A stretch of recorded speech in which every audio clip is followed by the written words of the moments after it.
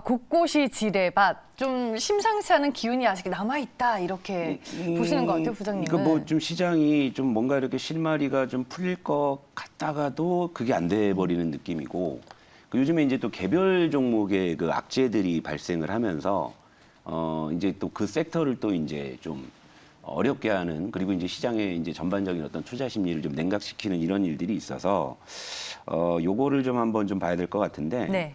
그러니까 이제 아직 제가 뭐 시장에 대한 판단을 하지 않는데, 그러니까 여러분, 그러니까 이렇게 생각을 하세요. 그러니까 시장이 여러분들께 솔직할 거라고 생각하지 마십시오. 그러니까 이제 시장에서 이렇다 저렇다 하는 이야기들을 지금 현재로서는 또 고지고대로 좀 받아들여서는 안 될 것 같다. 우리는 항상 이제 시장을 의심해야 된다.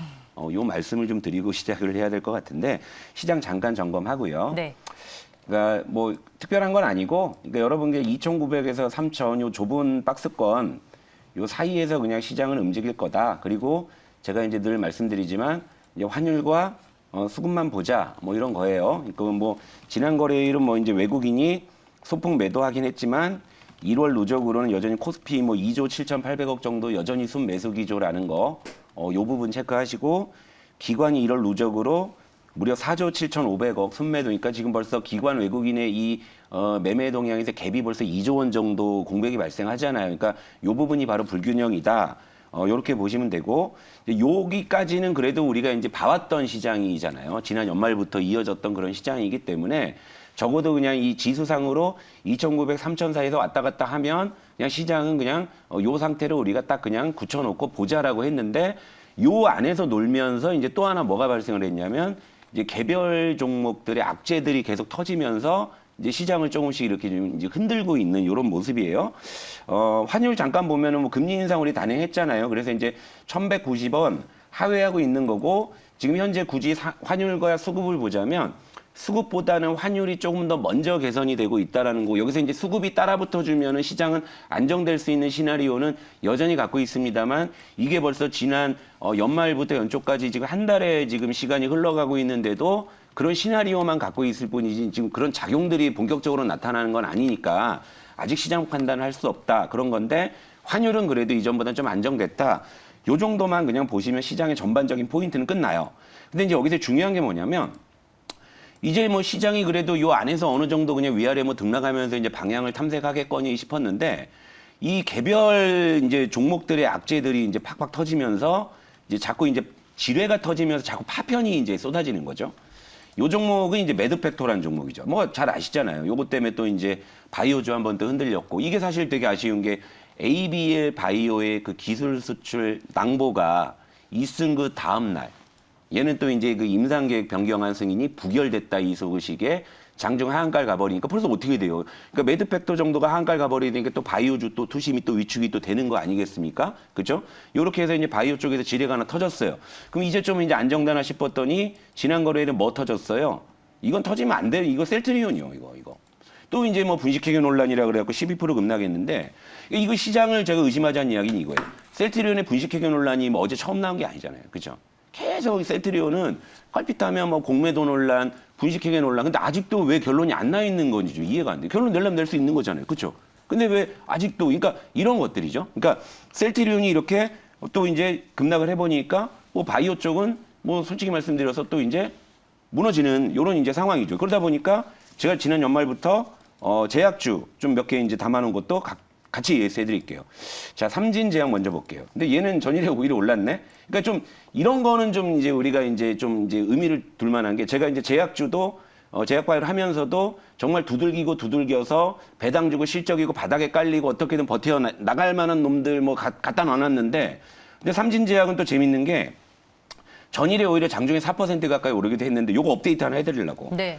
요게 좀 경영권 분쟁 가능성이 조금 불거질 가능성이 있다. 그러니까 뭐냐면, 지금 현재 오너 일가의 지분율이 12%인데 최대 주주, 그러니까 최대 주주치고는 지분율이 좀 낮은 좀 이 종목인데, 이 하나제약이라고 있습니다. 이 하나제약 쪽에서 최근에 또 지분 확대를 하면서 8% 정도로 지분 확대했어요. 그러니까 오너 일가하고 지금 지분율이 4% 정도밖에 차이가 안 나니까, 그러니까 시장에서는 이러다가 이거 그런 쪽으로 불붙는 거 아니야라는 시각이 지난 거래일이 심리적으로 반영이 된 것 같아요. 왜냐하면 이 삼진제약 정도로 이렇게 견실하고 우량한 이런 종목인데 지분율 4%라면 저 같아도 좀 욕심이 날 법도 하니까. 그러니까 이제 이런 거 한번 체크해 보시다는 거죠. 관전 포인트가 더 있는 거예요. 그래서 여전히 뭐 이런 어떤 바이오주들의 어떤 지뢰가 터지는데도 이렇게 좀 견조하다라는 측면들 의미가 있고 목표가 3만 원, 손절가 23,500원 그렇게 유지할 거고요. 그리고 이제 또 이제 소개해드린 게 BC월드 제약 있잖아요. 나파벨탄, 그 종근당 엮여서 보는 거. 얘도 일단 전일에는 올랐어요. 왜냐면 얘는 사실 셀트리온, 또 삼바, 스파 이런 애들이 사실은 이 완전히 요즘 시장에서 지금 진상 부리고 있는 건데도 이런 이제 동생들은 꾸역꾸역 하는 건데 얼마나 형들이 얼마나 원망스럽겠어요. 그러니까 얘도 이제 지난 거래일은 올라버린 거죠. 그런 와중에. 그러니까 개별 모멘텀에 대한 기대감은 그 종목들에 반영이 되고 있다라는 건데 어쨌건 뭐 요 종목도 하방 경직이 확인이 됐어요. 그래서 이제 목표가 18,500원, 손절가 14,000원 그대로 유지할 겁니다. 그러니까 이제 종목만 기억하시고 이제 가격 전략 뭐 까먹으신 분들은 체크해 놓으시면 좋고. 네. 하지만 이제 그렇다고 모든 종목이 다 잘 버티는 게 아닌 게 이 휴메딕스는 결국에는 이 파편에 맞아버린 거죠. 그래서 이제 손절가 22,500원을 이탈해버렸어요. 그러니까 이제 요건 편출해야죠. 원칙상으로 편출을 한다. 이렇게 해서 이제 제약주 중에는 이제 삼진제약과 BC월드 제약이 여전히 고군분투하고 있다. 이런 식으로 보면서 이제 지뢰가 터지고 그게 이제 우리 종목들이 어떤 영향을 주는지 한번 제가 리뷰해드린 거고. 이렇게 해서 이제 바이오 넘어갔다 칠게요. 네. 그럼 바이오만 끝난 게 아니죠. 지금도 이제 건설 쪽에도 지뢰가 하나 터졌잖아요. HDC 현대산업개발. 그러니까 요것도 참 그러니까. 일군 건설사가 짓는 아파트가 무너진 이게 또 처음이 아니라는 거 이게. 그러니까 여러분 건설회사가 짓는 건물은 어떤 일이 있어도 붕괴되면 안 되는 거잖아요. 그죠? 그리고 자동차 회사가 만드는 자동차는 뭐 가다가 바퀴가 빠지면 안 되는 거잖아요.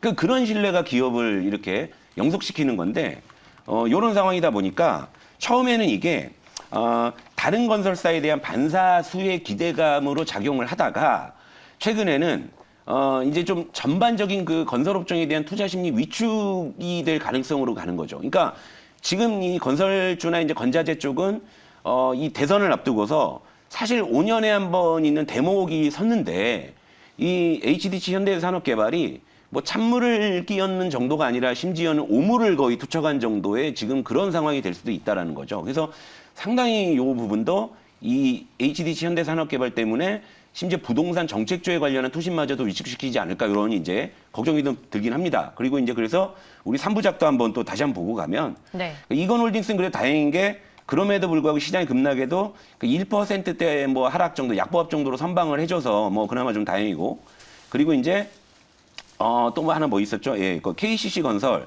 KCC 건설도 지금 21선을 상회하고 있어요. 아직 뭐 레벨상으로는 견조하다. 그리고 이제 지난 시간에 봐드리려다가 못 봐드리고 간 한국 가구. 얘는 전일에 양봉 잡고 보아 끝냈어요. 그러니까 시청자 여러분 전에 이제 그 보수적인 사람이 왜 요즘에 개별주 테마주하고 뭐 엔터주 하느냐 이제 그 지적. 물론 저도 이제 뭐 기억하고 있고 항상 그 머릿속에 남아 있어요. 이걸 어떻게 제가 시청자분들께 좀 이렇게 잘 설명을 드릴까 하는데 이런 거예요. 스타일은 바뀔 수 있고 뭐 이제 뭐 종목의 스펙트럼도 이제 넓힐 수 있는 건데 뭐 저라는 사람이 변하지는 않잖아요. 그러니까 제가 보수적인 것은 뭐 안 하던 섹터를 이제 하기 때문에 제가 보수적이 아닐까 이렇게 의심하실 필요가 있는 게 아니고 제가 어떠한 걸 하더라도 항상 밑에서 사잖아요. 그러니까 이제 요것만큼 변하지 않는 거죠. 그러니까 지금 오히려 이제 대형주의 변동성이 훨씬 더 크게 나오고 있는 시장인 거죠. 그러니까 그래서 대형주를 안 하는 게 보수적인 거죠. 그죠? 그리고 이제 뭐 한참 이렇게 이제 테마가 이제 터져서 이제 막 이제 주가 레벨이 높은 뭐 최근 들어서 예를 들면 로봇주나 뭐 예를 들면 뭐 자율주행주나 이런 걸 또 제가 손 안 대는 이유가 그게 보수적이라는 겁니다. 그러니까 어떤 섹터를 하더라도 저는 바닥에서 한다라는 건데 근데 그게 지금 시장에서는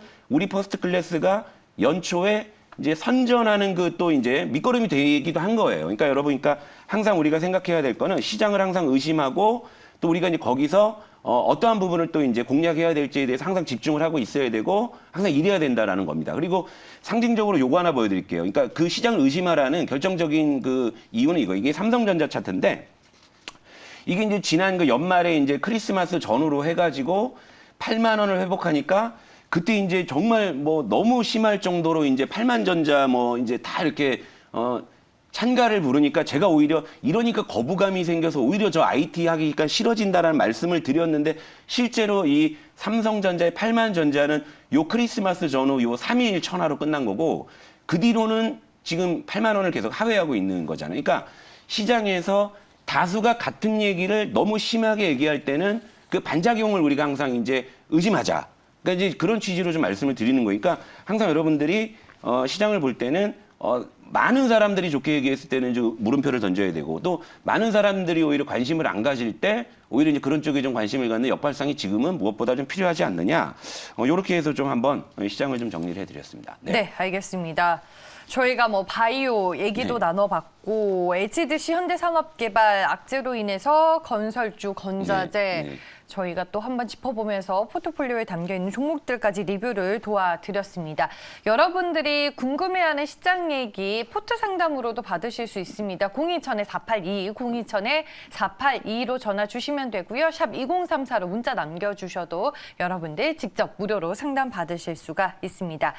벌써 이제 1월도 절반이나 지나갔는데 그래도 우리 퍼스트 클래스 네. 연초에 이제 딱 하니 내건 메뉴판대로 하니까 그래도 좀 선전을 하고 있다라는 생각이 많이 들어서 이 메뉴판 그대로 가져가실 또 생각이세요? 부장님? 이게 좀 수정을 해야 될 것 같아요. 기존 메뉴판 한번 보여드릴게요. 네. 거기 항상 제가 토를 달아드려요. 연초 한정이라고. 근데 진짜 저는 이 메뉴판이 오래 가고 색깔이 짙어지길 바랬는데 오히려 이제 위쪽이 시총 상위 업종이 그러니까 이런 거예요. 그러니까 시장이 당장 될 것 같지 않아서 업종 쪽으로 먼저 이제 포커스를 두고 저 시나리오를 두고 있는데 여러분들도 느끼다시피 얘들이 지금 당장 뭐가 될 것 같은 느낌을 안 주고 있죠. 그러다 보니까 슬로우 푸드니까 지금 당장 쟤들도 시간 걸릴 것 같으니까 패스트푸드로 이제 아래 이제 개별 업종 테마 쪽으로 지금 집중을 했었고, 근데 실제 저쪽에서는 이제 소기 성과들이 이제 좀 나왔던 거였어요. 그리고 저는 저 메뉴판이 좀 더 오래 가고 싶었는데 정말 연초 한정 정도로 일단은 일단락을 하고. 좀 메뉴판을 좀 수정을 좀 해야 될 것 같아요. 왜냐하면 수정이 필요한 시점이에요? 왜냐하면 시장에 좀 노이즈가 그러니까 저는 1월 중순이면 시장이 좀 색깔을 드러낼 거라고 봤는데 자꾸 노이즈가 이제 자꾸 심해지니까 수정을 했는데 이제 신메뉴를 제가 공개를 해드릴게요. 신메뉴. 신메뉴를 한번 공개해드리면 아주 네. 좋은 메뉴입니다. 예. 주방장 마음대로. 아 진짜 이게 네. 그렇더라고요. 그러니까 패스트푸드로 이제 테마를 좀 하고 나서 이제 시장이 색깔을 드러냈을 때 이제 업종으로 가고 시장으로 가는 게 이제 제 시나리오였는데 지금은 오히려 거꾸로 더더욱 더 지금 좀 더 디테일하고 깊숙하게 들어가야지만 종목을 찾아올 수 있을 거라는 생각이 들어요. 그러니까 예전에 한참 퍼스트 클래스 태평성대일 때는 솔직히 말씀드려서 바닥에 있는 거 실적 좋은 놈 대충 사놓고 있으면은 올라왔던 게 됐던 시절이 그게 사실 까마득한 느낌이니까. 그러니까 저도 요즘에 이제 많이 이제 좀 전략을 변화해서 좀 단기적으로라도 좀 수익이 날 수 있는 쪽으로 포커스를 맞추고 그러다가 이제 시장이 좀 색깔을 드러내면 다시 우리 원래 스타일대로 돌아가자라는 게 지금까지의 컨셉이었는데 지금은 오히려 더 파고 들어가야 될 상황인 것 같아요. 그래서 이제 그동안 좀 테마를 좀 이제 좀 찝어내면서 어느 정도 좀 성과를 냈지만 이제는 더 깊숙한 쪽으로 좀 들어가서 이제는 정말로 정말 디테일의 디테일 현미경으로 거의 뭐 좀 바라봐야 될 정도로의 그러니까 단순하게 종목. 이제 지수플레이로는 예. 힘들다 여전히 그러니까 예를 들면 시장이. 10개 중에 2개 오르는 시장이면 예전 같으면 그 2개 안 고르고 그냥 뭐 적당히 그냥 템포 조절하고 하자 그랬는데 지금 시장은 10개 중에 2개가 오른다면 정말 그 2개를 찾아내야지만 우리가 시장에서 소개 성과를 낼 수 있는 수준까지 간 거예요. 그러니까 시장의 질이 계속 안 좋아진다라는 거죠. 그래서 이제 앞으로는 조금 더 제가 이제 디테일하게 그러다 보니까 이제 특정한 어떤 섹터를 전제로 뭐 업종을 전제로 하기가 쉽지 않으니까 정말로 그때 주방장 마음대로 제가 그냥 이런 메뉴가 좀 드셔보시면 맛있을 거다라고 이런 식으로 좀 가야 될 것 같아요. 다만 요건 또 토를 달아놨죠. 재료 소진 시 종료. 그러니까 언제든지 이건 사실 굉장히 비상시국에서 이머전시 플랜입니다. 사실 우리 퍼스트 클래스가 원래 추구하는 그런 철학이라는 건 엄연히 있기 때문에 다시 이제 그것이 잘 먹히는 시장이 될 때까지 당분간 제가 좀 종목에 더 집중하겠다 이런 취지에서 주방장 마음대로를 신메뉴를 여러분들께 공개해드리고 가겠습니다. 네, 알겠습니다.